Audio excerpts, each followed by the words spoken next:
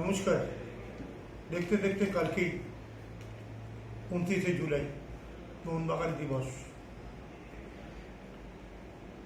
X প্লেয়ারদের নিয়ে একটা প্রদর্শনী ম্যাচ।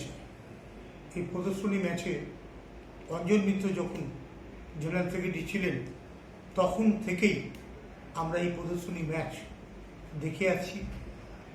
সেই সময় থেকে আমি এক্সিকিউটিভ কমিটির মেম্বার, তারপরে আমি গ্রাউন্ড সেক্রেটারি 2 টার্মে, তারপর আমি 3 টার্মসের ফুটবল সেক্রেটারি।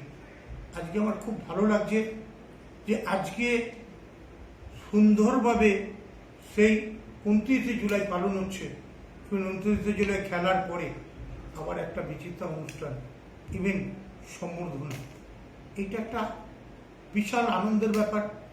যাদের নিয়ে আমরা সম্বর্ধনার কথা ভাবছি, একজন হচ্ছেন টুটু বোস, আর একজন হচ্ছেন আমাদের আর এক বড় শ্রদ্ধেয় দাদা অঞ্জন মিত্র, যার হয়তো কয়েকদিন পরে আমরা বুঝতে পারবো যে অঞ্জন মিত্র সেই সম্বর্ধনার পথে আমরা আছি।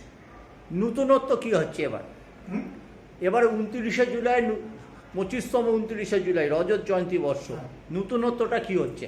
নতুনত্বটা একটাই নতুনত্ব, সেটা হচ্ছে আমরা দেখলাম যে সঞ্জয় ঘোষ, দেবাশিস দত্তের সুন্দর যৌথ উদ্যোগে এবার আমরা হাওড়াবাসীরা যারা আছে তারা লঞ্চে, যেখানে 6টা থেকে 8টা পর্যন্ত লঞ্চ, 8টার পরে লঞ্চ বন্ধ হয়ে যায়, লঞ্চ কিন্তু সেখানে 8টা থেকে 10টা পর্যন্ত লঞ্চ চালু থাকবে মোহনবাগানের এই দিবসের এত সুন্দর একটা কর্মসূচিতে।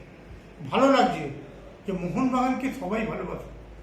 মোহনবাগানের প্রতি মানুষের আবেগ, ভালোবাসা হাওড়ার মানুষের যেমন আছে, পশ্চিমবঙ্গের প্রতিটা মানুষের আছে। এই ভালোবাসায় যাতে মোহনবাগান দিবস পালন হোক, এটাই আমার কাছে নতুন।